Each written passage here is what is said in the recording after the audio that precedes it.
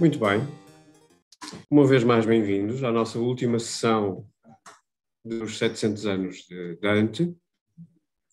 Fizemos um percurso por 3 obras: a Monarquia de Dante, o Convívio e a Vida Nova.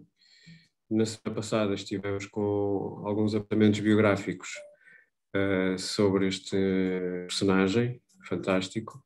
E hoje vamos visitar essa obra-prima que é a Divina Comédia, ou pelo menos alguns aspectos, porque seria por demais talvez percorrer toda a obra, mas alguns aspectos fundamentais daquilo que é o inferno, o purgatório e o paraíso. E connosco vão estar então o João Nogueira e o Fernando Matos para brilhantar esta nossa sessão.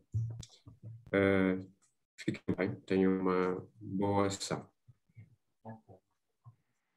Dante Alighieri, nós nas 2 últimas sessões não falamos aqui nesta questão do nome dele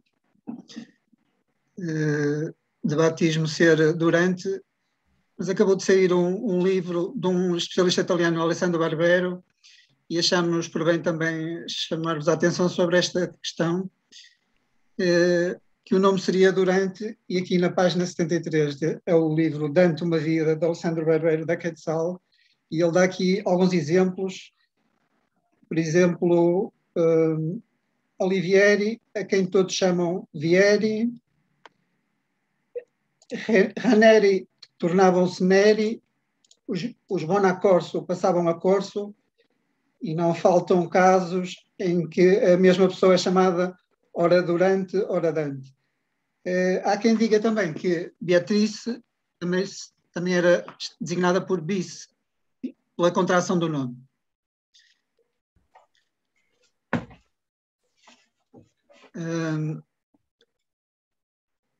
Sterzi, que é um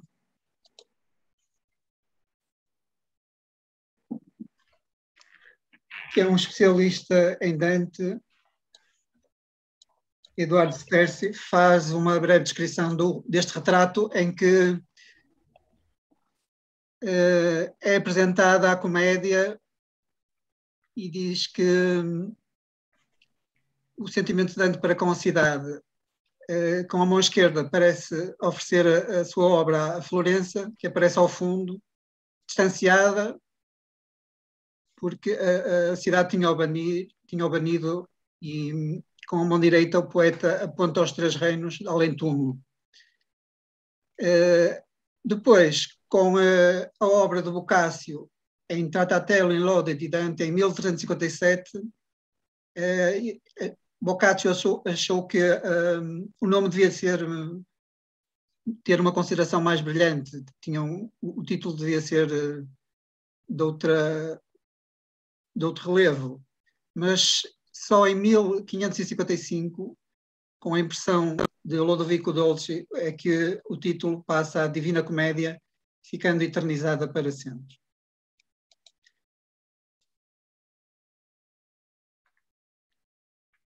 Erich Auerbach, que é um outro grande especialista, fala aqui que está aqui praticamente tudo. Isto é tirado da tradução de Vasco Graça Moura. A Divina Comédia é um poema didático de dimensões enciclopédicas que expõe a ordem físico-cosmológica, ética, histórico-política do universo. Para além disso, é uma obra de arte que imita a realidade e aparece em todas as esferas imagináveis do real. Passado, presente, grandeza, abjeção, história, fábula, trágico e cômico, homem e paisagem. É a história do desenvolvimento e da salvação de um indivíduo particular, Dante, e uma alegoria da redenção de toda a espécie, no fundo. Para interpretar a comédia, Os especialistas falam nesta epístola a Can Grande de la Scala e em termos de hermenêutica, que, como sabem, deriva de Hermes, na altura, a obra que ajudava a fazer uma interpretação era a Didascalicon, da arte de ler, de Hugo de São Vítor, do século XI-XII, para quem é aluno da Nova Acrópole, estudou a patrística e a escolástica. Este é um grande autor, São Vítor de França, Paris, e segundo aquela obra, são 3 as regras mais necessárias à leitura: saber o que se deve ler, em que ordem se deve ler e como se deve ler. Neste livro trabalha-se sobre estas 3 regras, uma por uma. Então, quais são as formas de análise nesta obra polissémica? Pode haver uma interpretação literal, histórica, apologética, metafórica, alegórica, moral e anagógica. No Inferno, no canto 9, nos versos 61 e 63, é dito: ó vós que tendes o intelecto são, vede a doutrina que o velame esconde, destes versos estranhos que aqui vão. E a doutrina quer dizer o significado moral que se esconde sob o véu dos versos estranhos, misteriosos e enigmáticos. Mais à frente vamos retratar esta questão de algum mistério que há por trás dos versos de Dante. Então, a epístola a Can Grande de la Scala, que recolheu o Dante e a quem é dedicado a Cântica Paraíso, Dante explica qual é o propósito da comédia. O fim do todo e da parte é remover os viventes desta vida de um estado de miséria e conduzi-los a um estado de felicidade. A obra é então constituída por 3 cânticas ou 3 cantigas, que deriva da palavra, e 100 cantos. Temos o Inferno, o Purgatório e o Paraíso. O Inferno é o único que tem 34 cantos, mas o primeiro é considerado um proémio da obra. E os outros 2, 33, no total dá 100 cantos. Se quiserem reparar aqui, é realmente uma grande empreitada. 14.233 versos repartidos desta forma: 4.720 no Inferno, 4.755 Purgatório e 4.758 Paraíso. Temos aqui do lado esquerdo uma das obras antigas, e o nome era Comincia la Commedia di Dante. Nós vamos mais à frente também explicar em pormenor a forma de construção da obra. Nel mezzo del cammin di nostra vita mi ritrovai per una selva oscura, che la diritta via era smarrita. Ai, quanto a dir qual era a cosa dura, esta selva selvagem e aspra e forte, que nel pensiero rinnova la paura. Eu fiz este esforço de dizer isto em italiano, para vocês se aperceberem da fluidez do verso e de alguma aliteração. A via era smarrita, la selva selvagem, para além de outras nuances da obra que vamos mais à frente explicar. A terça rima e o verso endecasilábico. Esta que está aqui a tradução, é a última tradução que foi feita recentemente, no meio que é praticamente igual, não é? Que aqui não há grande coisa a alterar. No meio do caminho em nossa vida, eu me encontrei por uma selva escura, pois que a direita via era perdida. Ai, quão dizer como era, é coisa dura. Esta selva selvagem e áspera e forte, e no pensar renova a tremura. Para quem nunca teve contacto com a Divina Comédia, tenham esperança, porque, como recorda Alberto Manguel, que neste momento é muito querido dos portugueses, mudou-se para Lisboa e trouxe consigo a sua biblioteca, disse que só tomou contacto com a Divina Comédia aos 60 anos. E eu quis colocar aqui os 2 livros das traduções mais recentes, porque acho que é realmente uma empreitada fazer uma tradução desta dimensão. Tínhamos uma tradução muito aclamada de Vasco Graça Moura, E agora temos então esta que foi editada agora em outubro, de Jorge Vaz de Carvalho. Diz Vasco Graça Moura: traduzir é, antes de mais, uma luta corpo a corpo com dois adversários principais e vários outros de toda a ordem e de importância muito diversa. Já Jorge Vaz de Carvalho, o tradutor procurou transparecer fielmente as riquíssimas virtudes e valores expressivos da terza rima original, supondo o texto que Dante escreveria, tendo usado a língua portuguesa. No convívio, Dante diz que é impossível traduzir. Há pessoas que vão estudar grego para ler no original Platão, um poeta russo como Osip Mandelstam foi estudar italiano e diz que foi esta obra que o salvou do stalinismo, mas é claro que o italiano tem algumas similitudes com o português, são duas línguas latinas, mas se a tradução for de inglês ou alemão, aí pode ser mais complicado, nomeadamente para cumprir a rima. E eu tinha alguma dúvida, porque às vezes via verso endecassilábico e decassilábico. E foi num seminário do Jorge Vaz de Carvalho, o tradutor, que explicou, é a mesma coisa. Os italianos usam todas as sílabas, contam todas as sílabas, e nós é até à sílaba tónica. Portanto, às vezes podem ver textos em que dizem uma coisa e dizem outra, mas é a mesma coisa. Nesta obra há uma grande importância de Virgílio, como vamos ver. Virgílio está ali em cima, nasceu em 70 a.C. e morreu a 19 a.C. Virgílio é considerado a razão humana submissa à fé nesta obra. Beatriz simboliza a teologia e vai aparecer mais à frente também São Bernardo, que simboliza a mística, os três sucessivos guias do poeta peregrino. Um dos maiores autores da Antiguidade Clássica, Virgílio, temos as bucólicas, as geórgicas e, sobretudo, a Eneida. Está a sair estão a sair muitos livros e muitas traduções, e acabou de sair também as bucólicas traduzidas pelo grande Frederico Lourenço. Eu ainda não tive a oportunidade de ver, não sei se alguém já viu. E diz então que Virgílio procurava a perfeição na escrita. Claro que a grande obra é a Eneida. Há um livro, A Morte de Virgílio, de Hermann Brock, que retrata as últimas horas de Virgílio. E dizem que Virgílio, no leito da morte, pediu a dois amigos para destruírem a obra, a Eneida, mas eles, felizmente, não cumpriram o desejo e disseram que a obra já não era dele, que já era da humanidade. Aqui temos um quadro de Enéas. Para quem já conhece a obra, Eneida é Enéas que foge de Troia, depois daquele episódio do cavalo de Troia, foge de Troia, com o pai aqui às costas, já doente, o filho e a mulher. Entretanto, a mulher fica para trás.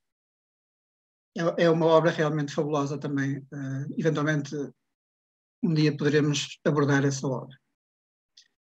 Portanto, temos aqui esta obra também do Hermann Brock, também é muito interessante. Não sei se alguém tem conhecimento, que já tenha lido. E há aqui quase uma amizade que se cria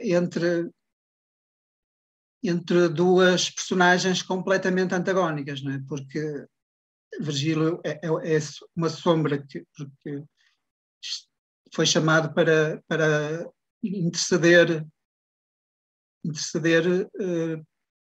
e tentar que Dante consiga o seu propósito. Durante a ação da Divina Comédia, então, Dante e Virgílio viveram momentos diferentes, complicados, a exaltação, o desconforto, o apoio, a confidência. Também assisti a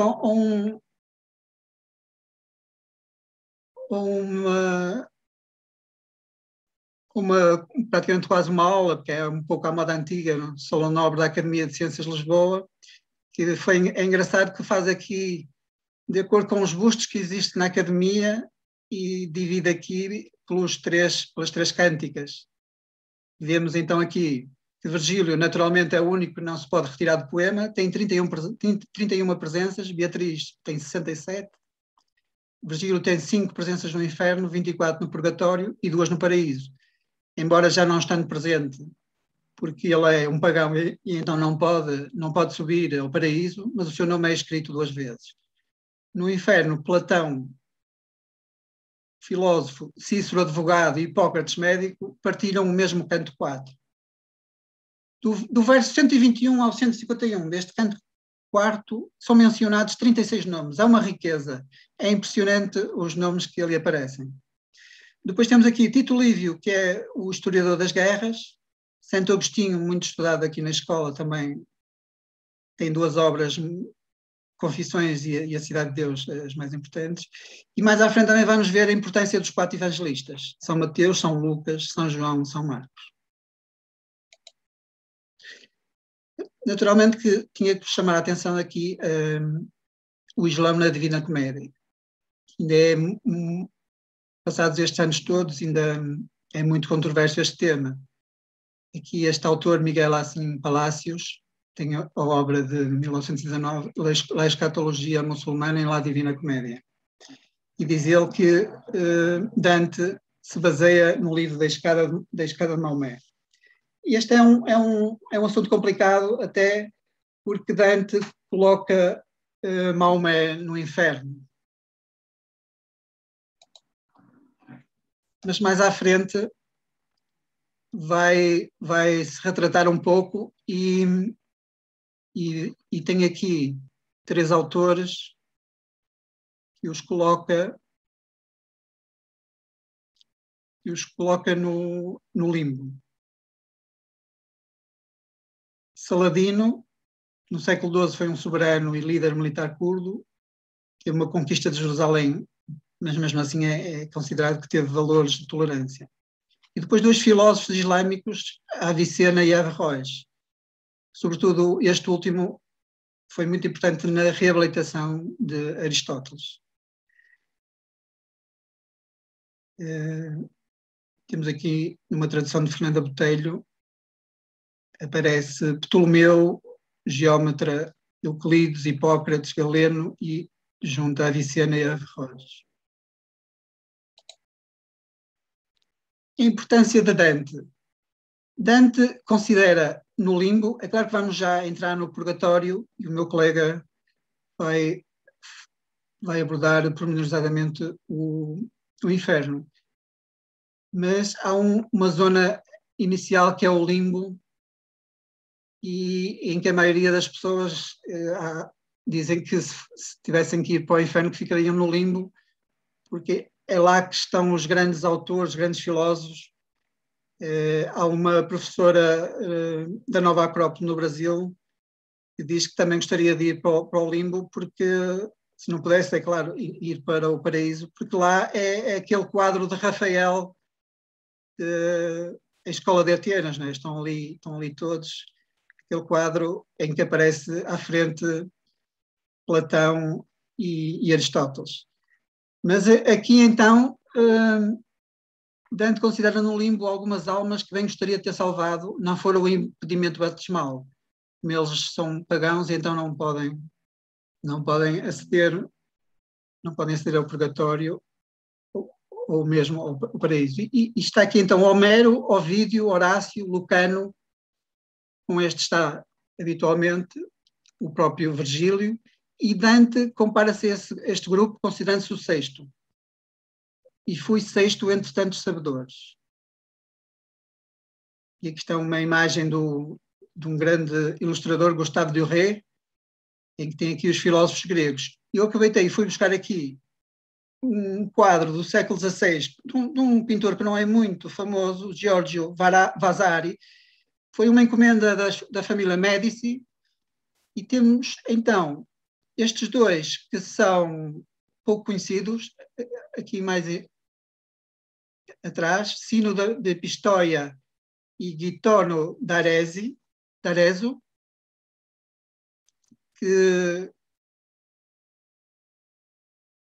não são muito conhecidos, mas depois vejam, temos Boccaccio, Cavalcanti, Petrarca e Dante. Cavalcanti, Guido Cavalcanti, um grande poeta, pena que morreu muito cedo, aos 30 anos, e tem poemas muito interessantes, e a obra dele também está traduzida em Portugal, penso que pela Imprensa Nacional Casa da Moeda. Estão aqui designados, então, as três coroas,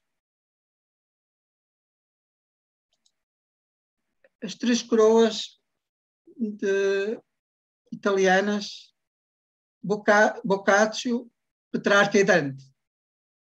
Recordo que Boccaccio foi agora reabilitado com a pandemia, foi reabilitado o seu Decameron, e Petrarca também tem uma mulher inspiradora, que é a Laura. Não deixa de ser curioso.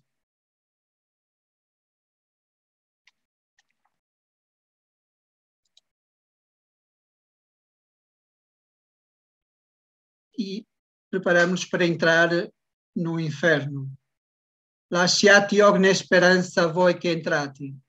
Frase famosa que está escrita na entrada: deixai toda a esperança vós que entrais. Per me si va nella città dolente, per me si va nell'eterno dolore, per me si va tra la perduta gente. Por mim vai-se à cidade que é dolente, por mim se vai até à eterna dor, por mim se vai entre a perdida gente. E eu vou então chamar o meu colega João Nogueira, que vai continuar e especificar o inferno, e depois eu voltarei para as duas cânticas seguintes. Muito boa noite a todos e obrigado, Fernando, por esta introdução. Vamos então adentrar no inferno, nesta parte desta grande obra que é o inferno. Eu, antes de mais, convido-vos a abordar esta obra como se nos estivéssemos a aproximar de uma catedral gótica, portanto, chegar mais perto, a ver a forma, a lógica, a estrutura, e depois, adentrando, irmos mais aos detalhes, às preciosidades que elas encerram. Portanto, a minha proposta acaba por ser verificar como toda esta parte do inferno foi estruturada e organizada, depois, ao longo da obra, irmos bebendo algumas gotinhas da moralidade que lá está implícita, e depois no final refletirmos aqui como um convite também para que depois vocês possam ainda estender esta reflexão acerca destes ensinamentos temporais que Dante nos deixa. Portanto, o Fernando já falou relativamente aqui à questão do nome que foi eternizado por Boccaccio na edição de Lodovico Dolce, em 1555, onde a comédia então passa a ser a Divina Comédia. Olhando para um aspecto bastante interessante, eu vou tentar só remover aqui esta barra que me impede de verificar, ok? Olhando um aspecto bastante interessante, seria a língua em que ela foi escrita. Portanto, Dante foi um grande impulsionador, um grande lutador pela implementação do vulgar, portanto, dos vulgares na altura, em áreas que eram reservadas exclusivamente ao latim. Portanto, essas áreas seriam as áreas de conhecimento mais elevado, essas áreas mais intelectuais. E, progressivamente, Dante vai tentando amplificar esse esforço ao longo das suas obras. Vemos que na primeira obra, da Vulgar Eloquência, apesar de escrita em latim, ele vai defendendo essa utilização do vulgar florentino. Já depois, no Convívio, ele escreve no vulgar, e para provar como o vulgar era uma língua ilustre o suficiente, e ele então escreve a Divina Comédia neste vulgar, comprovando assim então este uso efetivo. Outro aspecto bastante importante de vermos logo de início será a grandeza narrativa desta obra que tanto encantou Boccaccio. E aqui três aspectos que não se esgotam, mas que convido-vos então aqui a refletir sobre eles. É a potência descritiva, simbólica e alegórica que esta obra carrega.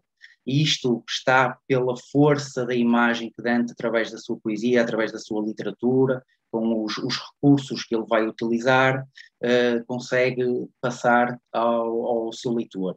E também pelo imenso número e pela diversidade de personagens que ele coloca nesta obra. E nós vamos encontrar personagens da teologia judaico-cristã, mas também da mitologia, e isto tem um impacto na leitura e na dimensão da obra que é de facto imenso. E também pela revolucionária ideia de um vivo, não é? Fazer uma jornada, quase uma jornada épica pelo mundo dos mortos. Então vemos que um poeta vivo, um Dante vivo, vai ser guiado com toda aquela relação que o Fernando referiu anteriormente, de apoio, de exaltação, por um poeta morto. E ele vai fazendo esse percurso, e essa ideia de facto é bastante revolucionária. Para isto, Dante brilhantemente utilizou alguns recursos que trazem simetria e movimento a toda esta obra.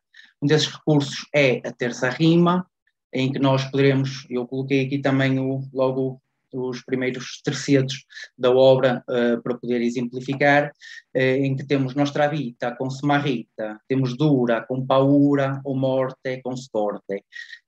Toda esta utilização desta terça rima vem provocar, através de um desenlace de um verso num terceto anterior, abrir espaço e movimento para que depois se multiplique no terceto seguinte. Portanto, ele utiliza esta estrutura, e toda esta estrutura traz uma transmissão poética, uma transmissão da ideia, que se coaduna muito bem com a jornada que ele vai fazer. Portanto, esta transmissão, este movimento sempre galopante para a frente, sempre deixando aqui revelar tudo o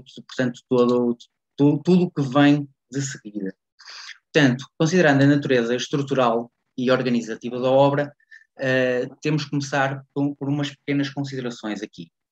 Diz que o poeta conta, e quando o poeta conta-se. E quando o poeta também fala sobre si, fala de todos nós. Portanto, todos nós vamos com este conto de Dante. Portanto, Dante entra, mas não entra sozinho, ele entra com toda a humanidade. E entra nestes planos que ele também separou pelas suas diferentes etapas, onde temos onde temos um caminho punitivo, temos um caminho purgativo e depois temos um caminho iluminativo. E todos nós vamos com ele, todos nós, cada vez que o leitor abre esta obra, ele junta-se a Dante, e Dante leva-nos, carrega-nos, portanto, vamos todos. E Dante teve também esse grande valor de saber transportar-nos a todos com ele. Esta obra tem 4 aspectos que são fundamentais, portanto, e de uma beleza indescritível, que é o seu caráter poético, o seu caráter filosófico, mas também é este brilhantismo do artista que soube dar esta enorme imensidão. Junta-se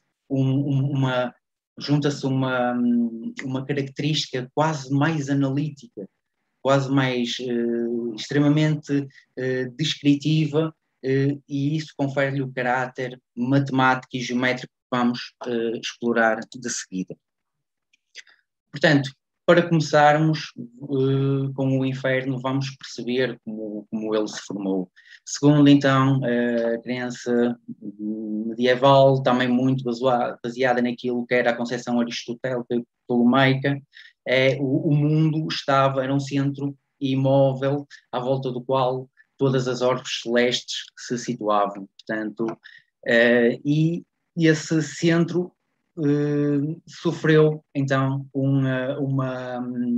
foi o alvo, digamos assim, do impacto de Lúcifer com a expulsão dele e com os anjos rebeldes. E ele cairia, conforme eu estou aqui a assinalar, no centro da Terra, e esse impacto foi tão violento, essa perturbação foi tão violenta, que toda a massa de Terra se foi obrigada a mover, e então vemos que na antípoda do embate dele contra ser Jerusalém, se forma então a montanha com toda essa massa que migrou. forma-se então a montanha do purgatório. Esta concepção está muito baseada com aquilo que poderíamos chamar, ou que hoje em dia conhecemos já, da aceleração de corpos de Aristóteles, onde então os corpos seriam direcionados para o local que lhe pertence. Neste caso, estamos a falar de um corpo extremamente denso e o local próprio para ele seria, então, numa linha, pelo caminho mais curto, ir ocupar, então, o centro da Terra. Conta-se que com esta formação, portanto, com esta formação do purgatório, toda a Terra terá, com o receio de Lúcifer, toda a Terra se terá afundado, submergido e imergido, então, no hemisfério boreal. E aí teríamos, então, a divisão do hemisfério da Terra e depois o hemisfério da água. E Dante, de certa maneira, consegue, deste modo sobrenatural, também responder a uma inquietação que haveria na altura, que era como é que a Terra, sendo um elemento mais denso, e a água, sendo um elemento menos denso, portanto mais sutil, como é que a Terra poderia ter emergido. E Dante traz-nos essa explicação do sobrenatural. Agora, passando então para a natureza estrutural do poema, eu coloquei aqui esta descrição, este esquema, para que seja mais fácil percebermos como é que a obra vai evoluindo e como é que ela se vai dividindo. E, portanto, temos então aqui uma divisão no quarto, do quinto para o sexto círculo, onde vemos o alto inferno, e a partir do sexto círculo, então, aqui o baixo inferno. Eu peço-vos o favor de guardarem esta concepção, esta divisão, porque mais à frente nós iremos voltar a ela, e ela será importante para percebermos aqui, então, o caráter organizativo do inferno. O inferno tem uma dimensão espacial. Portanto, o inferno é formado por 9 círculos, 3 rios, 10 fossos e 4 esferas. E o universo era formado por círculos concêntricos, por essa concepção que existia. Interessante de perceber que o inferno acaba por ter essa mesma concepção. Portanto, é um reflexo do que estava num plano mais elevado, a densificar-se, mas a manter a mesma estrutura num plano mais denso. E pela questão organizativa, há que considerar que Dante descreveu que quanto mais grave era o pecado, mais profundo o círculo ao qual esse pecado corresponderia, e maior o sofrimento que suporta quem nele está. E este sofrimento foi tido aqui foi conhecido como retaliação. Retaliação é também um recurso conhecido como contrapazzo, em que há uma simbologia direta, uma relação simbólica direta entre o pecado cometido e então a retaliação sofrida. Elas podem evoluir no mesmo sentido, ou seja, a retaliação pode imitar o pecado, ou então ser contrária, mas nós mais à frente vamos poder então ter a oportunidade de verificar isto em cada um dos casos e ver essas correspondências. Após o enquadramento da dimensão espacial, temos apenas aqui um enquadramento da dimensão temporal. Neste caso, portanto, o primeiro dia de viagem é realizado na sexta-feira. Dante encontra-se, como refere no canto 1, na selva escura de quinta para sexta-feira, mas a viagem efetivamente começa na sexta-feira. Pensa-se que ou 8 de abril ou 25 de março, mas de 1300. Este ano de 1300 depois também foi apontado pelo diabo Malacoda no 8º círculo, e mesmo Dante também afirmando que no meio do seu caminho, portanto no meio da sua vida, também remete para o ano de 1300.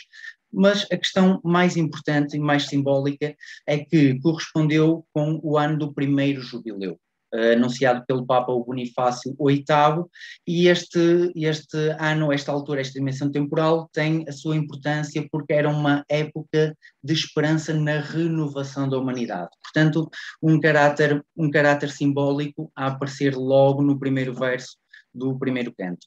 Depois, ele vai percorrer, portanto, todas as fases até ao sétimo círculo, no primeiro dia. No segundo dia, ele termina, então, a sua viagem e podemos, nesta parte da obra, perceber que Dante passa lá 2 dias. Portanto, iniciando a sua viagem na Sexta-feira Santa, terminando, então, em Sábado de Aleluia. Olhando, então, para a simbologia e a moral. Neste caso, eu gostava de fazer aqui alguns comentários sobre a matemática e geometria sagrada de Dante. E eu coloco aqui sagrada para fazer a distinção da matemática e da geometria utilitária. Portanto, a raiz de toda esta matemática e geometria está, de facto, no número 3. E ele, por si só, vai dar origem, então, aqui a alguns aspectos simbólicos, ou então dele vão derivar aspectos simbólicos. E nós poderíamos começar, então, logo pela apreciação do primeiro mais os 33 cantos que compõem esta parte da obra. Na totalidade, o primeiro canto mais as 3 vezes os 33 cantos dão, então, o 100, que é o número da perfeição. Mas destes 3, portanto, destes tercetos, né, cuja forma tem aqui a forma triangular, e nós vamos ver depois estas relações, quer ao longo do inferno, quer ao longo das partes seguintes, então sempre aqui esta relação do 3, percebemos que a escrita do verso é em decassilábicos. Estes decassilábicos remetem-nos imediatamente para a tetráttica. Portanto, num sentido de que o 10, neste caso, falar do 10 ou falar do 4, é falar do fecho, da completude daquilo que encerra este número. Podemos perceber também que no canto 3 há a entrada do inferno, está anunciada, portanto, o grande momento impulsionador relacionado com o número 3. Derivado do 3, percebemos que existem, então, os 9 círculos, e também, falando em círculos, do 3 deriva o número 6. Portanto, o número 6 associa-se à justiça. A justiça no sentido de que cada coisa irá ocupar o sítio que lhe corresponde. E eu trago também aqui portanto, 2 tercetos da obra do sexto canto, em que Virgílio fala para Dante, onde Dante questionava o porquê da organização de uns pecadores no alto inferno, outros do baixo, e que Virgílio lhe diz: não te recordas daquelas palavras com as quais a tua ética trata a fundo? Portanto, aqui vemos já a introdução aqui a um conceito aristotélico, e esta ética é a ética nicômaca. Incontinência, malícia e cega bestialidade, e como a incontinência ofende menos a Deus e menos reprovação merece. Portanto, aqui Dante está a descrever que o pecador tem culpa do pecado, mas essa culpa é menos gravosa se for cometida pela sua natureza, portanto, pelo seu animal, pela sua natureza animal, do que pela força da sua vontade, pelo propósito. Portanto, aqui a culpa é menos gravosa do que o dolo. E, por isso, Dante coloca, então, no centro do inferno e classifica como o pior pecado de todos a traição. Porque, como é explicado por vários intérpretes, aquele que peca contra alguém desconhecido permite que o desconhecido tenha capacidade de responder e de se defender. Aquele que peca contra alguém que nele confia, portanto, apanha-o completamente desprevenido. E então daí Dante ter colocado essa traição como um pecado fundamental. No sexto círculo está então a justiça, que adquire a sua forma geométrica como o cubo das 6 faces, o cubo da perfeição, ou então como estes 2 triângulos intercalados, conforme demonstra aqui nesta imagem. Posto isto, iremos então iniciar aqui a nossa viagem com Dante. Ele começa na selva escura, como diz, então no meio do caminho da nossa vida encontrei-me numa selva escura, e a questão aqui, o encontrei-me, é bastante importante. Portanto, Dante não se perde.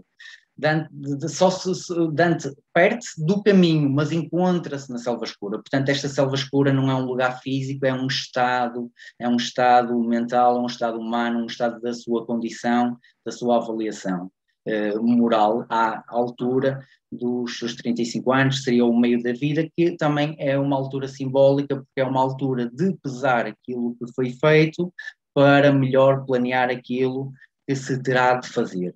Eu gosto muito desta gravura aqui, porque esta gravura de facto demonstra os 3 estados de Dante e demonstra as esferas que lhe surgem no caminho. Portanto, temos a pantera, o leão e a loba, que muitos intérpretes consideram então como os pecados correspondentes aos 3 estágios da vida, portanto um estágio mais de juventude, outro de adulto e outro de mais velhice, mas o facto é que a fera mais faminta será então a loba, como se diz no poema, que rimessa no inferno jamais terá sido, portanto presa no inferno jamais terá sido. Ela anda à solta. Portanto, a mensagem por trás disto, que devemos ler esta leitura, é que ela anda à solta. E como diz também no primeiro canto, 94 e 96, diz-lhe Virgílio, não deixa passar pessoa alguma pelo seu caminho. Todos nós estamos predispostos a encontrar esta loba no caminho. E este aspecto é bastante interessante, porque Dante aqui tenta-se desviar do seu caminho e estas feras surgem-lhe, e então vem Virgílio com tudo aquilo que ele representa, explicar-lhe e enquadrá-lo nesta situação e alertá-lo para estas feras, quem elas seriam e pelos caminhos que Dante corre, de melhor maneira de o evitar. Portanto, Virgílio representa então aqui Manas, e ele explica que foi enviado por Beatriz, diz-lhe ele, diz-lhe ela no canto segundo, ou conta Virgílio no canto que Beatriz pede então a Dante que saia do limbo, onde estava com os outros poetas, e que vá auxiliar Dante, e ela representa então o símbolo do amor divino ou a alma divina. A nossa famosa Beatriz, sempre eterna Beatriz, que muitos já ouviram falar como a doadora da beatitude, sim, ela pode ser representada como o amor divino, porque que outra coisa será o amor divino do que essa constante fonte que jorra sobre nós. Portanto, só um segundo, por favor. Temos então, para aqueles que estão mais dentro destes estudos filosóficos, Beatriz aqui também como Búdio. Beatriz foi movida a ajudar Dante, portanto, também pela Virgem Maria, que adquire aqui um significado de compaixão, mas também por Santa Lúcia, que seria a graça iluminadora. Mais uma vez, vemos aqui então o número 3, com a representação das 3 mulheres divinas que auxiliam e se compadecem por Dante. Portanto, continuando aqui na nossa viagem, passada a selva escura, eles chegam à porta do inferno. Conforme Fernando Matos também já referiu, deixai toda a esperança vós que entrais. Esta frase tem um aspecto muito impactante no leitor. Portanto, não é só um aviso a Dante, é um aviso a todos aqueles que leem a sua obra. E ela reflete muito bem o estatuto deste reino. Portanto, deste reino do inferno. Não há esperança, não há redenção, não há transitoriedade, e então a pena é para ser cumprida eternamente.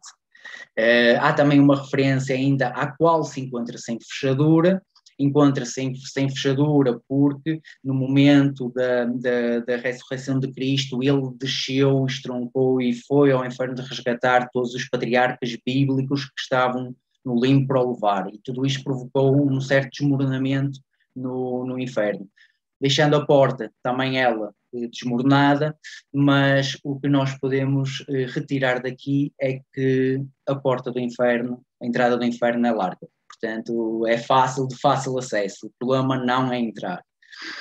E então, continuando isto e sendo impactado com esta mensagem, eles passam essa porta, mas mesmo antes de cruzar então o Acroante, o que levaria então esta passagem para este reino dos infernos, Dante questiona-se ao ver as imensas multidões que lá se agrupavam e questiona Virgílio sobre o que se passaria. E Virgílio responde que aquelas almas que ele via ali seriam todas aquelas almas que não tomaram posição. Portanto, eu vou-vos tentar referir aqui nesta gravura que trouxe, portanto, todos estes ignavos que em vida não tomaram nenhum partido. Não tomaram nenhum partido, não se movimentaram, não se dedicaram a nenhuma causa e, como tal, nem o céu, nem o inferno os aceita. Portanto, o céu não os aceita porque iria diminuir a sua grandiosidade aceitando-os.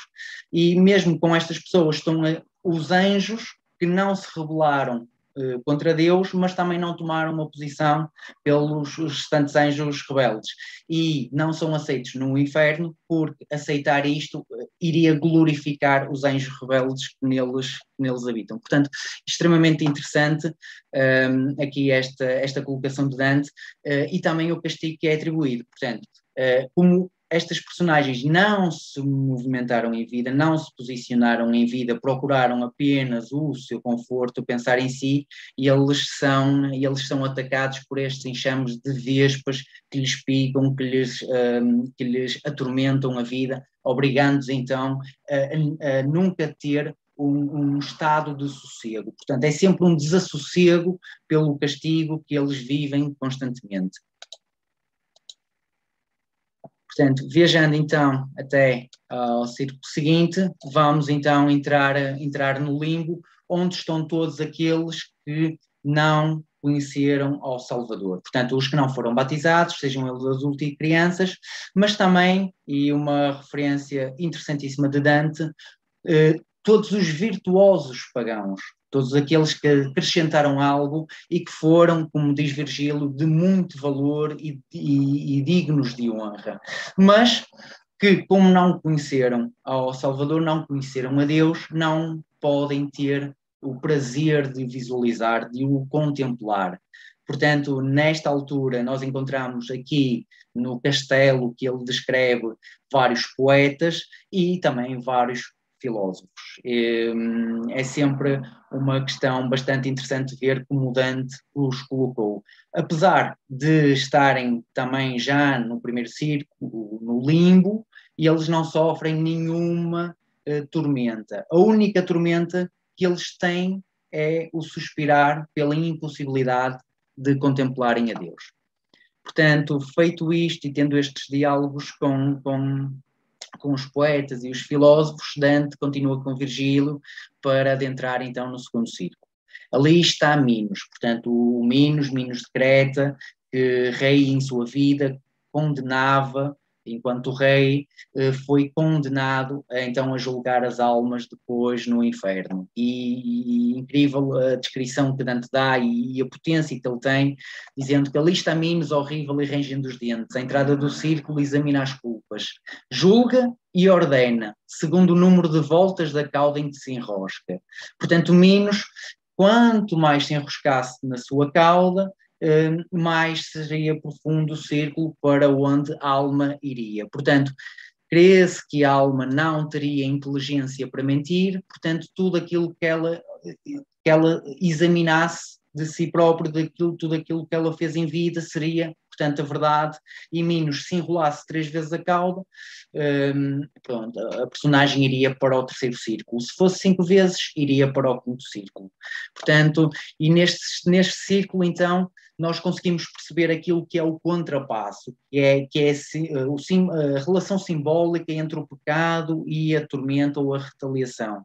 E neste círculo estão os luxuriosos, e nós vemos lá personagens quer históricas, por exemplo, e mais até muito mais próximas de Dante, outras mais afastadas, como Cleópatra, como Helena de Troia, como Paolo e Francesca, que são arrebatados e atormentados por um turbilhão, portanto sempre por ventos fortíssimos. Ou seja, a leitura é a seguinte: tal como eles em vida foram atormentados e arrebatados pela paixão, pela luxúria, em morte sofrem essa tormenta. Portanto, temos aqui uma retaliação análoga. E como conta Dante, o infernal furacão que nunca para. Portanto, Francesca e Paolo foram, eu coloquei aqui uma nota relativamente ao blasfemar contra Deus, porque acho que tem também aqui um aspecto moral interessante. Francesca e Paolo foram então, dizem eles, que foram seduzidos por uma leitura da história de Lancelot e Ginevra, e por isso se tornaram amantes. Portanto, foi a obra que foi, no fundo, a última responsável pela condição deles. E isto leva-nos também a uma questão de autorreflexão. Se não será importante nós pararmos de terceirizar as nossas culpas e começarmos a examinar a nós. E neste círculo estão também todos aqueles que blasfemam contra Deus, blasfemam contra a sorte, blasfemam contra os pais, contra as condições, mas que não têm a capacidade de ver para dentro de si mesmo, portanto, de assumir as suas próprias culpas. Portanto, continuando na nossa viagem, e neste círculo eu vou passar um pouco mais, de uma maneira mais leve, eu vou sem muito texto.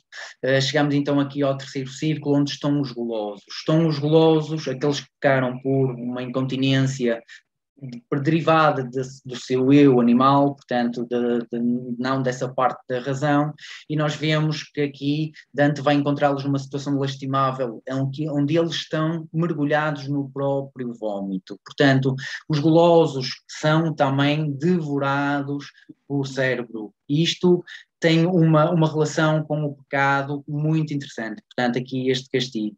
Porque pela gula eles procuravam encontrar o conforto e o prazer. E neste caso, eles mergulhados no seu próprio vômito, assolados por tempestades, neves e muito frio, algo que eles não irão encontrar, então, é o conforto. Então, aqui a retaliação está contrária. E tal como eles tinham esse apetite voraz, eles são subjugados por cérebro que tem também esse apetite voraz. Portanto, este cérebro que nós podemos relembrar dos 12 trabalhos de Hércules defrontou. No quarto círculo, nós vamos encontrar aqui algo muito interessante, que são dois extremos do mesmo pecado.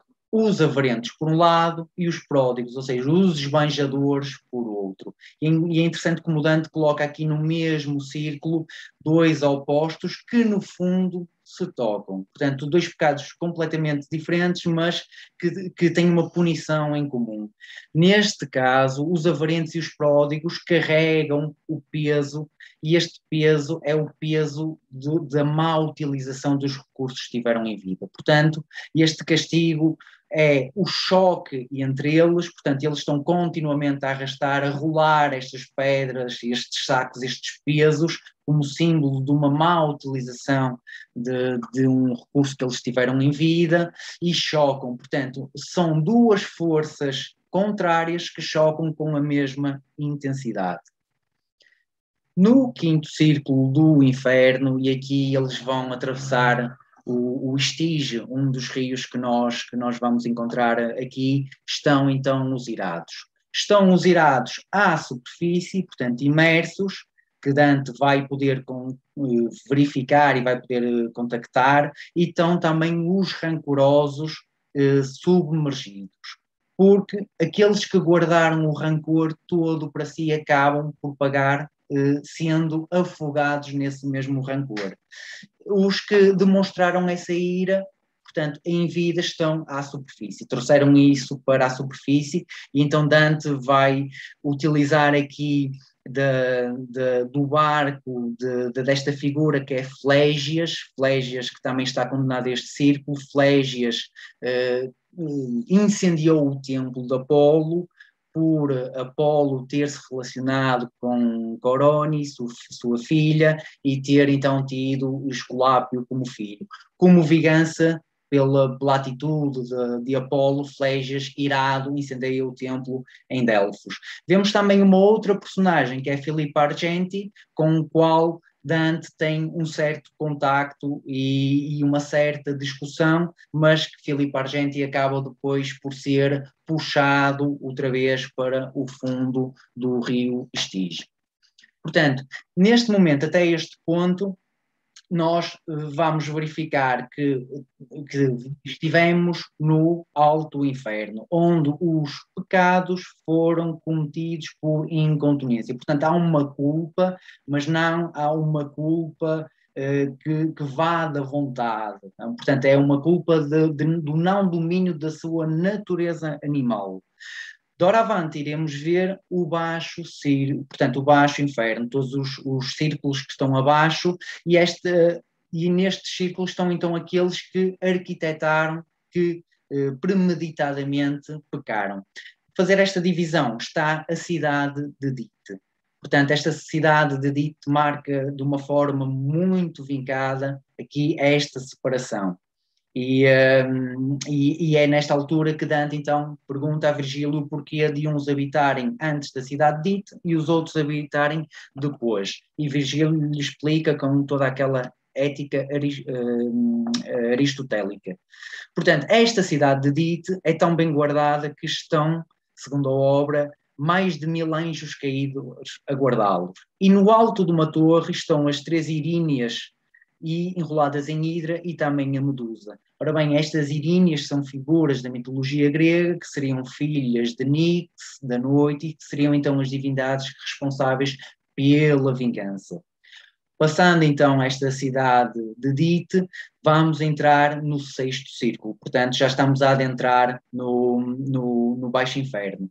E aqui vamos encontrar o cemitério das chamas. Portanto, vamos encontrar os hereges e os incrédulos. E Dante coloca aqui Epicuro e os seguidores da sua doutrina pela não crença, então, na alma após a morte. E em cada túmulo, diz Dante, há mais de 1000 condenados. E ele encontra lá vários personagens que ele se relaciona pela vida política, como Farinata. Frederico II terá sido um imperador, portanto, o Império Sacro, e também até um cardeal e ainda um Papa, portanto, o Papa Anastácio. Todos eles considerados ou hereges ou incrédulos. Portanto, a heresia e incredulidade, Dante coloca como um pecado ponderado, portanto, algo que já merece, de facto, uma punição bastante grande. No 7º círculo do inferno, então, este 7º círculo é constituído por 3 vales e lá jazem os violentos. E estes 3 vales são correspondentes para cada tipo de violência que foi cometida em vida. No primeiro ficam então aqueles que foram violentos com o próximo. E eles ficam mergulhadas nestas águas do rio Flagetonte e são guardados e controlados pelos centauros. Portanto, quem guarda este círculo será o próprio Minotauro, mas quem faz este controle serão os centauros. E estas águas são então as águas compostas do sangue derramado das pessoas que eles maltrataram. No segundo vale estão então aqueles que foram violentos consigo mesmo ou com os seus bens. Aqueles que foram violentos consigo mesmo foram transformados em sementes e desabrocharam como árvores.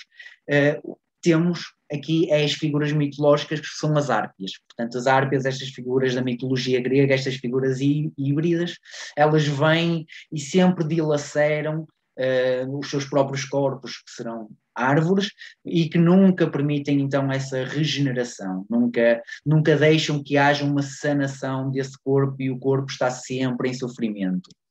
Já aqueles que foram violentos com os seus próprios bens são eternamente seguidos por cães famintos. Este significado simbólico de ser perseguido por um cão faminto remete à miséria que os persegue.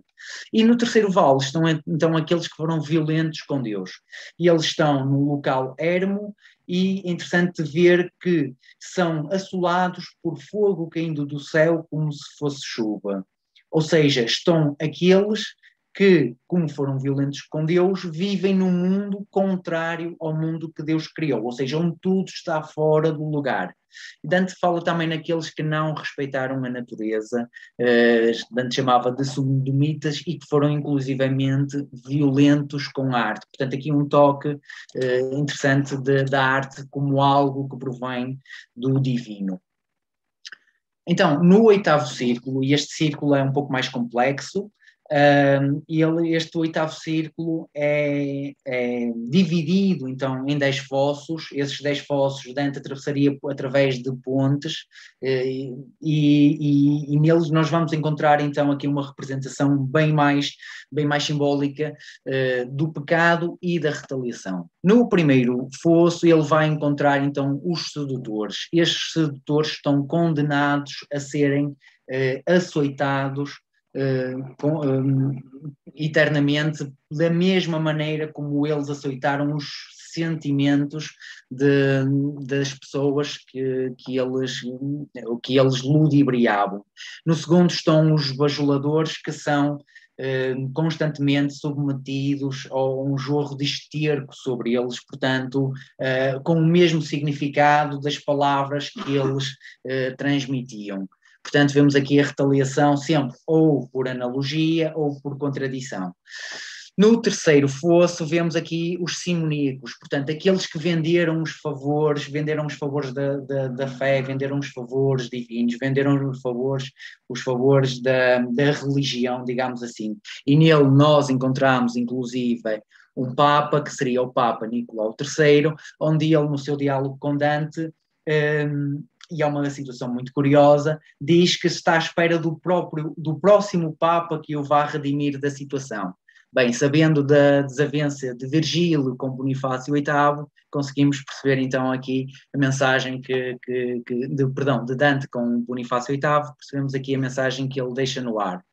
No fosso seguinte, vemos os adivinhos. Portanto, os adivinhos sofrem a retaliação contrária, têm a sua cabeça voltada para trás. Isto porque eles tentaram ver muito à frente.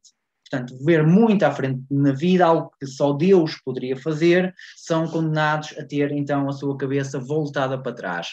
Vemos também os corruptos que estão mergulhados neste mar de chumbo, e que são constantemente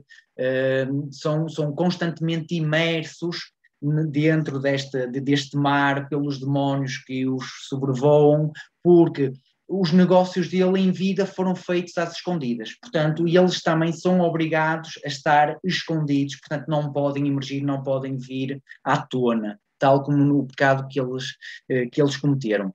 De seguida vemos os hipócritas, que têm capas douradas, mas pesadas como chumbo. Portanto, eles são obrigados a brilhar no inferno com o peso da sua própria consciência, que não tinham em vida. Portanto, são submetidos a este peso e também a este brilho que de nada lhes serve. No fosso seguinte vemos então os ladrões, e os ladrões são assolados e são mutilados por cobras e serpentes. Da mesma maneira como eles em vida roubaram alguma propriedade que não era deles, também as serpentes e as cobras lhe roubam o corpo, e inclusive roubam-lhes a identidade. Portanto, os ladrões no inferno perdem tudo, inclusive a própria identidade, e há também aqui uma figura que Dante conhece e com o qual tem alguma discussão política por causa da questão dos gibelinos e dos guelfos, e essa figura é Vanifucci, que no canto é a única figura que não perde a sua identidade, enquanto todas as outras perdem. Temos os maus conselheiros onde é colocado também Ulisses, e estes maus conselheiros são assolados, portanto eles estão são uma pira humana, porque como as suas intenções estavam, mais uma vez, escondidas, a sua identidade também é escondida pelo próprio fogo que os consome. Temos de seguida os semeadores de discórdia, e os semeadores de discórdia sofrem a punição de serem então mutilados pelos demónios, e cada região do corpo corresponde a um tipo de discórdia que eles semearam ou conjeturaram. E essa discórdia é uma discórdia ou política, ou religiosa, ou até uma discórdia familiar. Portanto, eles sofrem essa mutilação em função da discórdia que causaram. E por último temos os falsários. Portanto, todos aqueles que falsificaram alguma coisa, desde ouro, de moeda, de documentos. E estes falsários estão condenados a ter o seu corpo conspurcado com doenças e com maleitas de todos os tipos. Porque, tal como o valor daquilo que eles entregaram não era nada, o seu corpo também não é nada. Portanto, está completamente corrompido, tal como o património ou as entregas que eles falsificavam e que entregavam. Portanto, Dante, após esta jornada que podemos ver, imaginar que ser extremamente avassaladora, chega então já ao limite do Cossito, do gelo do centro, do lago gelado, onde estarão as restantes personagens que vamos ver, e neste limite estão os gigantes rebeldes. Portanto, os gigantes rebeldes, aqueles que, inclusive é Anteu, que foi o gigante que nós vemos também, que lutou contra Hércules e que Hércules eleva no ar, porque ele não teria a sua força no chão, eleva no ar e consegue então derrotá-lo. E é Anteu que vai, após um largo diálogo, transportá-los então para fora deste círculo para o Cossito. Chegando neste nono círculo do inferno, este nono círculo do inferno tem então estas 4 divisões ou estas quatro esferas. E eles entram aqui e encontram então a esta altura os traidores. Portanto, sendo a traição o pior pecado segundo Dante, eles estão mesmo no centro, já rodeando Lúcifer.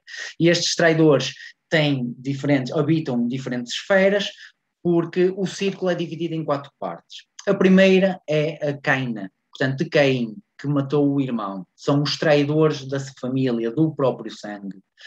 A segunda esfera é a Antenora, de Antenor, que foi um troiano que traiu Troia, ajudando os gregos. E aqui está os traidores da pátria, inclusive os traidores do partido. A Ptolomeia, de Ptolomeu, que traiu Pompeu, portanto, os traidores dos amigos.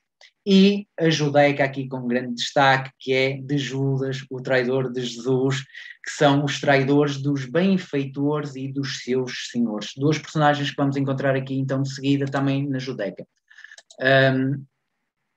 Então, adentrando no Cossito, no centro do inferno, eles encontram Lúcifer. Lúcifer, com 3 bocas, dilacera 3 personagens que, segundo Dante, seriam os mais horrendos pecadores. Um lado Judas e do outro os traidores dos seus benfeitores, dos seus senhores, Bruto e Cássio, que assassinaram a César. E então é aqui que culmina o inferno, culmina esta viagem e Virgílio consegue então escapar apoiando Dante, descendo pelas costas peludas de Lúcifer e seguindo por um regato que eles encontram e que lhes leva então ao outro hemisfério, onde ele já de cabeça para baixo, também há um diálogo interessante por isso, Virgílio explica que já está num outro hemisfério e então ele já vem Lúcifer de cabeça para baixo. Portanto, aqui a completar todo este sistema aristotélico ou ptolomaico. Portanto, para os ensinamentos atemporais, eu deixo aqui como iniciação 3 pontos mais importantes. O norte de cada alma deve ser então alcançar esse lugar de luz, esse sol, esse bem, esse descanso onde o Criador recebe a todos para oferecer a verdadeira sabedoria e o verdadeiro conhecimento. É claro que para lá chegar temos que passar por estas 2 vias anteriores. A via da purificação ou do sofrimento e depois então a via da purificação, porque é aí que nós vamos tomar conhecimento de nós mesmos. E eu coloco aqui então esta pequena imagem, onde nós vemos que podemos tirar toda a relação do inferno através desta imagem. Vemos Dante logo na selva escura, ali perdido nos seus caminhos, sem saber que caminho tomar, e então vemos Dante a entrar já acompanhado por Virgílio, a razão, a perceber que esta descida ao inferno é, no fundo, um encontro ao seu centro, uma descida dentro de si mesmo. E, como tal, a vida terrena é em si um teste e uma miragem. Portanto, porque o verdadeiro conhecimento de nós mesmos está dentro de nós, e é para aí que nós devemos olhar. Outro caráter muito importante é o livre-arbítrio, que seria um tema central, eu poderia dizer mesmo central, e as consequências desse mesmo livre-arbítrio. Portanto, diz Dante que a essência da natureza é o amor, e ao homem, ou à essência humana, cabe fazer a escolha de fluir até ao terreno, até à manutenção, ao instinto de sobrevivência, ou fazer fluir essa essência até ao celeste. E para que o homem, e neste caso, para que Dante nunca se esqueça por onde deve fazer fluir a sua essência, Dante termina, aqui como recorda Boccaccio, sempre todas as suas partes com a palavra estrela. Portanto, com este significado da luz, do divino, do Deus, sempre indicando a Dante qual é o norte que a sua alma deve apontando e sempre refazendo-lhe a esperança. Eu termino então aqui a minha parte, vou voltar a passar ao Fernando, que nos vai dar então continuidade aqui às duas outras partes da obra. Obrigado, João. Espero que ninguém tenha ficado para trás. E agora vamos uma coisa mais suave, mais bonita, não tão dantesca, que é então o purgatório.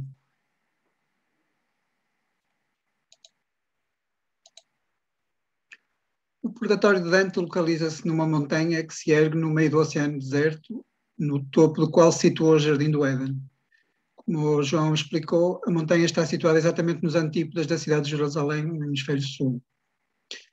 No purgatório, no canto 4, verso 40, no alto da montanha, cujo cume era alto de vencer a vista, está o acesso ao paraíso terrestre. E, como vimos, isto tem a ver também com os 7 pecados mortais elencados, que foi a primeira pessoa a falar neles, o Gregório I, 540 a 604, que viveu. É realçada a responsabilidade própria dos atos humanos, o livre-arbítrio, que acabamos de falar, que vai ser longamente discutido nos cantos 16 a 18 do Purgatório, e a sua inscrição no devir por força da sua gênese, que é a bondade de Deus. Para percebermos o Purgatório, há um livro fundamental, que é O Nascimento do Purgatório, de Jacques Le Goff. Tem tudo sobre o Purgatório, é fabuloso. Ao entrar no Purgatório, há 3 degraus que representam a contrição do coração, a confissão dos pecados e a expiação pelas obras, para tentar atingir o paraíso. Daquela professora que eu falei há pouco, da Renata, da Nova Acrópole no Brasil, eu tirei de uma aula que ela deu sobre as 3 cânticas, este resumo que está fabuloso: os 7 pecados capitais em 3 grupos, luxúria, gula, avareza, que pode ser sintetizado como amar demais as coisas do mundo, a preguiça como um amor insuficiente, e depois o grupo da ira, inveja, soberba, amar o mal aos outros. Penso que sintetiza muito, de uma forma muito feliz. Agora vamos deter aqui neste esquema que está muito, muito interessante e que resume o que acontece então ao subir o purgatório. Aquele anjo da guarda que vimos anteriormente inscreve com a ponta da espada na testa de Dante os 7 P's dos 7 pecados mortais, peccati. Dante não os vê, mas ao subir o monte, há quem utiliza a palavra cornija ou terraço, terraço após terraço, os pés vão se apagando até ele se tornar limpo para chegar ao cume, ao Jardim do Éden. Isto está no Purgatório, canto 9, versos 112 e 114. Será assim um ritual de ascensão ao céu. Reparem que o anjo conduz os condenados numa barca.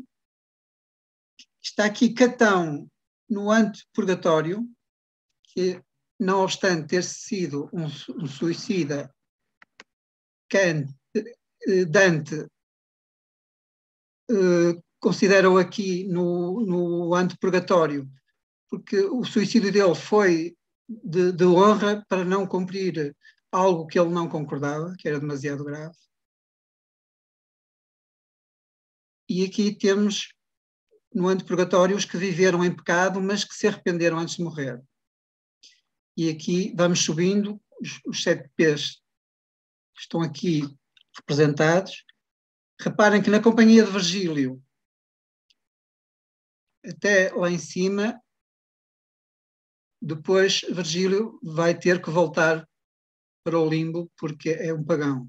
E quem vai acompanhar depois é Estâncio, que é purificado e posteriormente vai subir ao paraíso. Estâncio, na altura, era muito famoso, mas, entretanto, não deixou de ter qualquer importância. Aqui é a mesma lógica de há pouco, só que agora é para nos redimirmos. Enquanto anteriormente não temos qualquer esperança de sair do inferno, aqui vamos tentar redimir-nos. E a lógica é a mesma, é do contrapasso, que é uma expressão muito, muito interessante. No orgulho, arrastam-se com pedras nas costas, porque o orgulho fazia-os sentirem-se grandes. Depois a inveja, um cilício nas costas e uma coisa arrepiante, pálpebras cozidas, portanto, os olhos são cozidos. A ira, uma nuvem espessa de fumo, mantém-nos numa escuridão maior que a do inferno.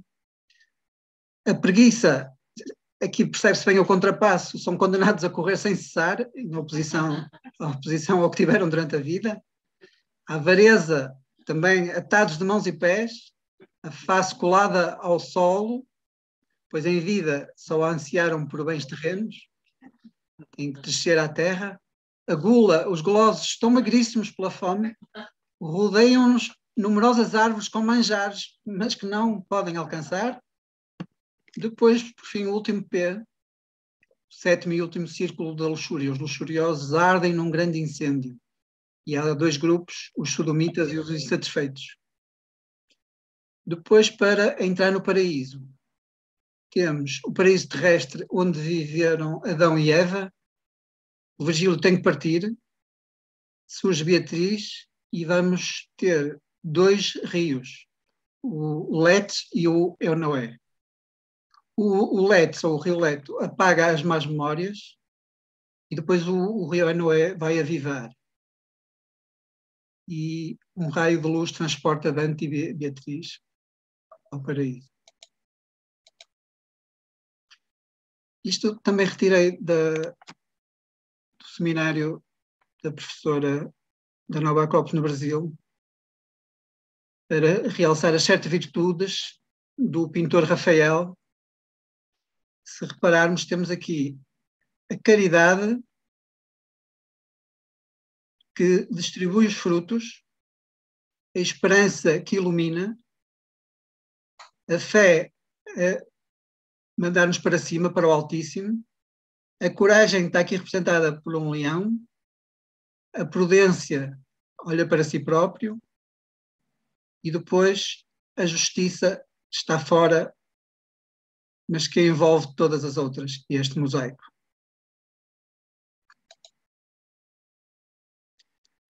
No canto 29 temos a procissão, uma procissão simbólica, nos versos 82 e 87.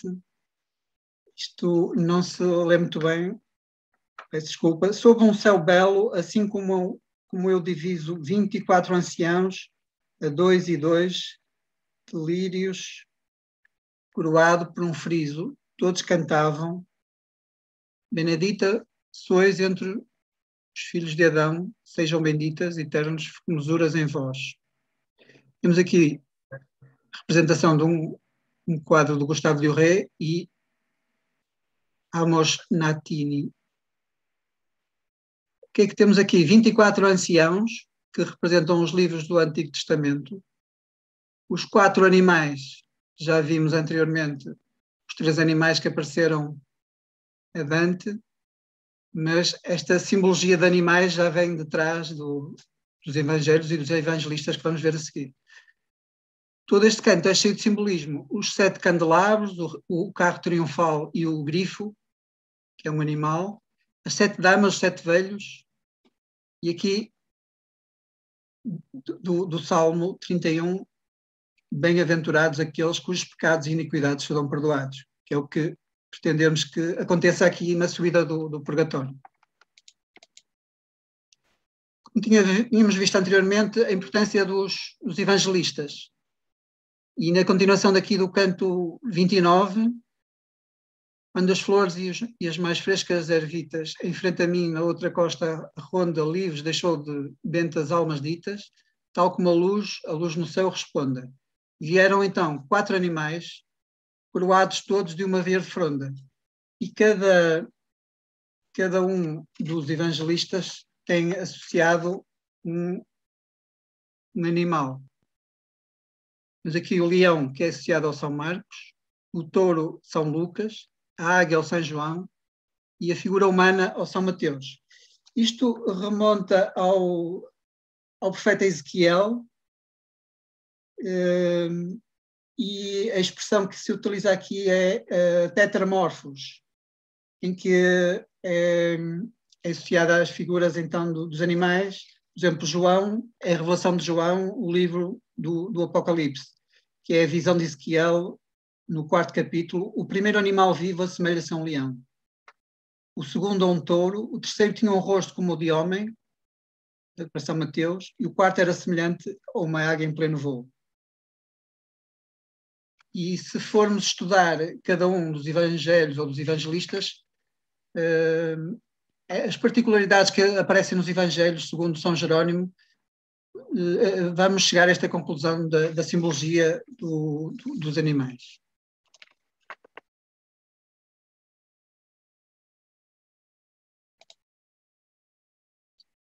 Depois temos no canto 30 a aparição de Beatriz.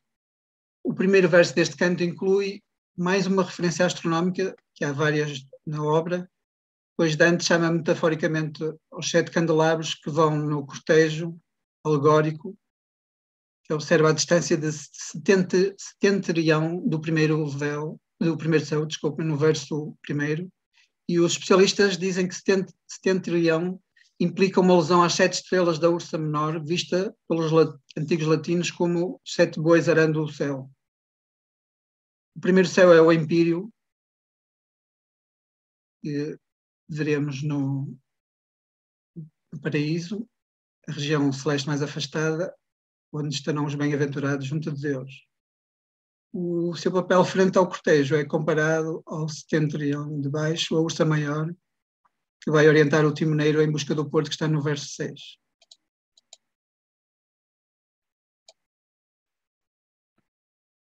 Quando os 7 candelabros param, os 24 anciãos que representam os livros do Velho Testamento detêm e voltam-se para o carro que é o símbolo da igreja, está o grifo, e um deles diz em latim, que em português será "Vem, esposa do Líbano", e estas palavras foram extraídas do Cântico dos Cânticos, que há quem diga que é o cântico mais belo que alguma vez foi escrito, está no canto 4.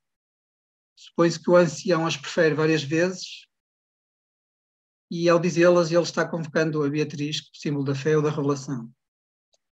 Na sequência, 100 ministros, e lembram-se há pouco do João ter falado no número 100, 100 ministros e mensageiros da vida eterna, verso 18, ou seja, os 100 anjos, que alçam voo sobre o divino carro, no verso 16.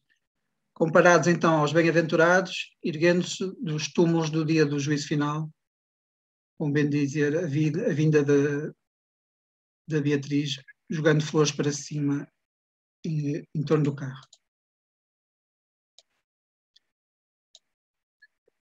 Entre uma nuvem de flores que subiam e caíam dentro e fora do carro, Dante então vai ver a Beatriz, que tanto ansiava. No canto 30, versos 31 e 33, sobre cândido véu cingindo a oliva, Senhora me surgiu em verde manto, vestida com a cor da chama viva. A menção aqui à coroa de oliveira, dizem os especialistas que é uma referência indireta à Minerva, deusa da sabedoria, está citada explicitamente, está mesmo, aparece mais à frente no verso 68 mesmo, Minerva. Por outro lado, as cores envolvidas nas vestes de Beatriz, o branco, o verde e o vermelho, que são as cores, respectivamente, da fé, esperança e caridade, que são as virtudes teologais. Se alienta então o seu papel alegórico, embora a figura vai ter uma importância ainda muito superior. Aqui vamos ter um episódio em que se vê toda a forma como Dante se sente pequeno e chora. Dante, que há muito não havia, ela falecera, como vimos nas aulas passadas, em 1290 tinha 10 anos, e diz que o seu espírito, por oculta virtude que ela trouxe de antigo amor, sentiu a força imensa. Está no canto 30. O primeiro encontro foi quando ele tinha 9 anos, como vimos no passado, quando ele se volta para a esquerda para expressar a sua emoção a Virgílio, comparando-se a uma criança, no verso 44, e corre para a mãe, e aqui mãe está associada a Eva, vai citar um verso da Eneida: reconheço os sinais da antiga chama, mas o poeta já não está mais ali porque não pode estar, porque é um pagão. Tem que voltar ao limbo. Então, no verso 49 a 51, mas já Virgílio em míngua nos pusera, de si Virgílio, dulcíssimo Pai, Virgílio a quem por salvação me dera. Então, nem o encanto do paraíso terrestre de que tanto estava desfrutando o impediu de chorar. Nos versos 52 a 54 do mesmo canto 30, nem quanto já perdeu a antiga mãe, valeu a face limpa e orvalhada, que em choro escurecer menos lhe quadra. E vemos aqui a ilustração de Dante chorar.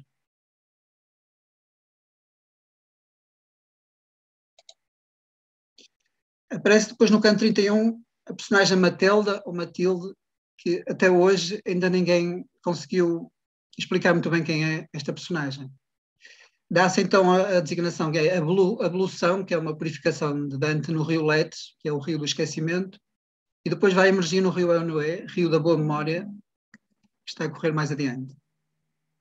No verso 91 a 93 deste canto, e quando o coração força, porém me imprime fora, o oiço me consola, a dama só que eu vira, tem-me.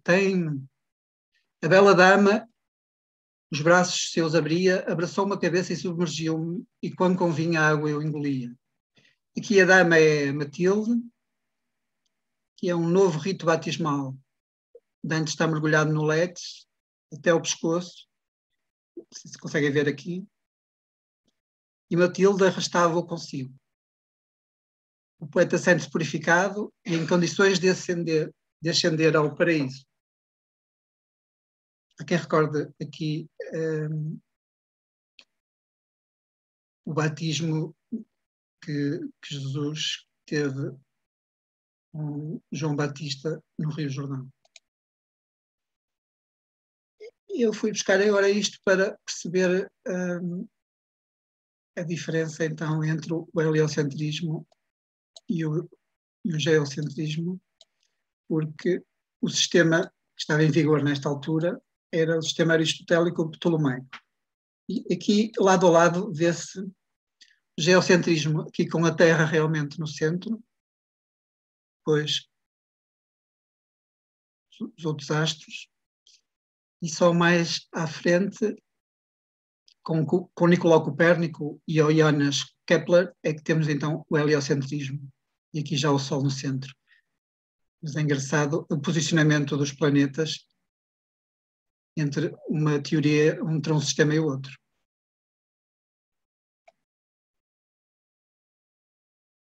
Estamos então com a Terra no centro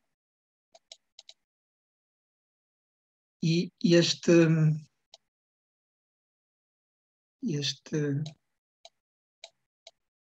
esquema é então o esquema do paraíso.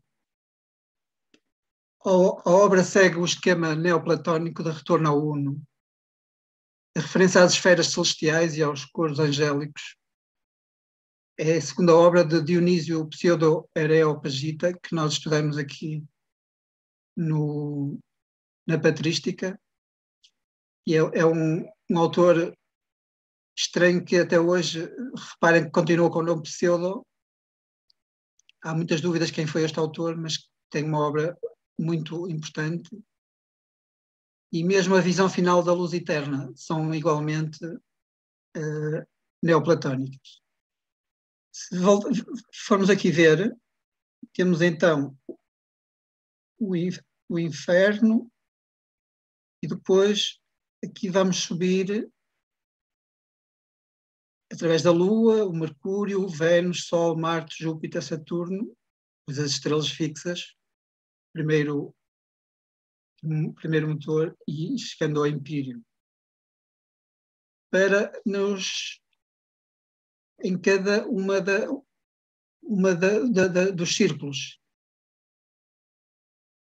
temos espíritos débeis e inconstantes, depois espíritos ativos e líderes ilustres, espíritos amantes relacionados com Vênus, teólogos, filósofos e espíritos sábios, há imensos que estão retratados aqui com o Sol, depois mártires e espíritos militares, Marte associado, dirigentes e espíritos justos ligados ao Júpiter, espíritos contemplativos de Saturno, espíritos triunfantes nas estrelas fixas e depois aparecem, então, num outro nível, já mais perto de Deus, os coros angélicos, chegando ao Empírio. E temos aqui 3 tríades. Tríade mais elevada, em que estão os tronos, os querubins e os serafins, que são os que estão mais próximos de Deus.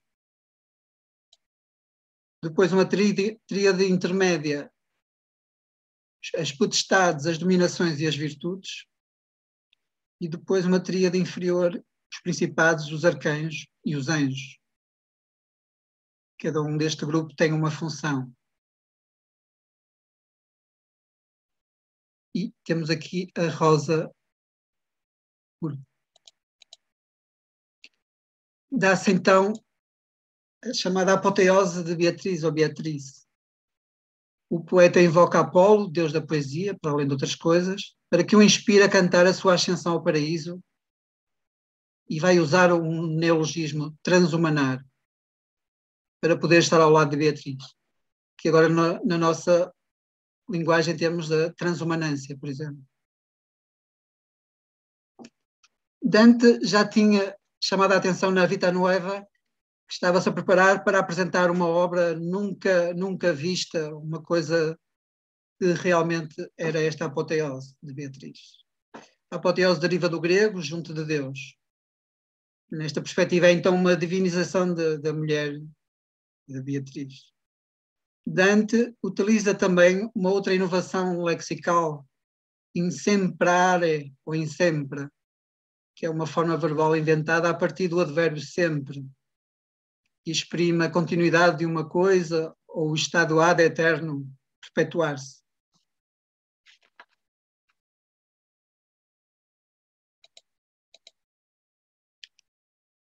Aqui temos no prefácio da tradução que vimos atrás de Jorge Vaz de Carvalho, diz ele: a peregrinação da Divina Comédia é proporcionada pelo amor caritativo. A Virgem Maria, compadecida da condição de Dante, chamou Luzia, mártir de Siracusa, de que o poeta era devoto, venerada como protetora da vista, e a santa solicitou a Beatriz que descesse do paraíso para ajudar o eterno amoroso. Segundo ele, a divina humanidade de Beatriz está como na Gioconda de Leonardo da Vinci, na relação do olhar com o sorriso. Dante dá-se conta de que Beatriz já não está a seu lado. Ascender à cândida rosa do paraíso, imensa e esplendorosa, rosa branca formada pelos beatos, que são como as suas pétalas. E aqui a imagem é magnífica.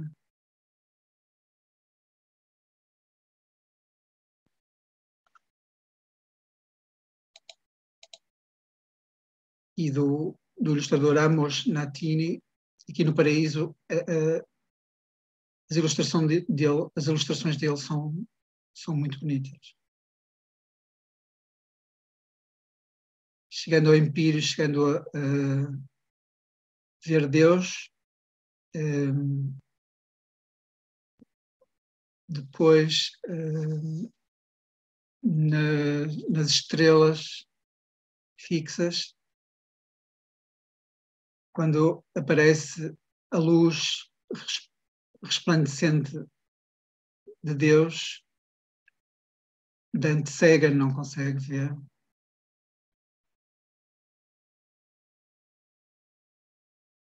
É depois São Bernardo que acompanha Dante, porque Beatriz já está na Cândida Rosa. E, como há pouco vimos, Boccaccio falou que o último verso de cada cântica acaba com stelle, estrelas. E este é o último verso do Paraíso. L'amore che muove il sol e l'altra stella. Obrigado. Espero que a viagem tenha sido do vosso agrado e que isto faça pensar realmente o livre-arbítrio que é nosso e que nos faça refletir realmente o caminho que queremos seguir, se temos algo para fazer algum tipo de alguma purga que seja necessário, e estamos abertos a alguma pergunta que queiram fazer. Muito bem. Então, se não há mais uma questão que queiram colocar, vamos terminar a nossa sessão. Agradecendo a todos pela vossa participação e com agradecimento especial também ao João Nogueira e ao Fernando Matos por esta brilhante apresentação.